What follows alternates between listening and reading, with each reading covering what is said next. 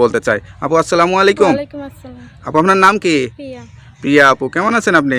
আল্লাহ রাখছে কোনো মতো। আল্লাহ রাখছে কোনো মতো। আল্লাহ তো ভালোই রাখছে, দেখতে শুনতে তো সুন্দরই আছেন। তাহলে কি সুন্দর হইলে কি কষ্ট নাই? কষ্ট জিনিসটা আসলে কষ্ট যারা অনেক কোটিপতি তাদেরও আছে, যারা গরিব তাদেরও আছে আর কি। এক একজনের কষ্ট এক এক ধরনের আর কি। তা আপনার কষ্টটা কি ধরনের? আমার কষ্টটাই যে ভাইয়া, আমার বাচ্চাটাকে নিয়ে আমি খুবই কষ্টে আছি। ছোট আচ্ছা আচ্ছা বাচ্চাটাকে নিয়ে লোকের বাড়িতে কাজ করে খাইতে হয়। এই আচ্ছা। জন্য আমি খুবই কষ্টে আছি। আপনার বিয়ে শাদী হয়েছিল সেটাও মানুষ মোটামুটি জানে। হ্যাঁ তা আবার একটু মানে বলেন প্রথম থেকে কিভাবে বিয়ে হয়েছিল, স্বামীটা কিভাবে মারা গেছে? ভাইয়া, স্বামী তো অ্যাক্সিডেন্টে মারা গেছিল। জি।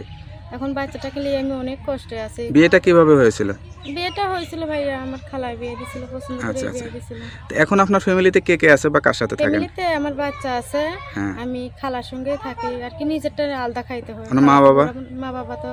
বাবা তো বিয়া করে চলে গেছে, মাও বিয়া বসে গেছে। আচ্ছা আচ্ছা। এখন এখন আমি বাচ্চাটাকে নিয়ে একাই আছি। আপন বলতে বাচ্চাটা ছাড়া কেউ নাই? এখন আর আপন বলতে কেউ নেই। মানে স্বামীর পরিবার থেকে বাচ্চাটার কোনো খরচ খবর না, দেয়? না, তারা কোনো যোগাযোগ আচ্ছা রাখে না, আচ্ছা। তারা বাচ্চার দায়িত্ব নেয় না। তা স্বামীটা মারা গেছে কতদিন হয়েছে? 2 বছর।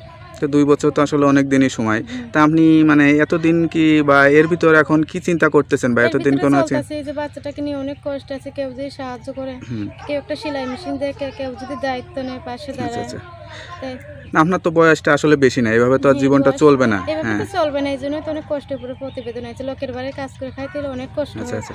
বাচ্চাটাকে ঠিক মতন লেখাপড়া করাইতে পারি না।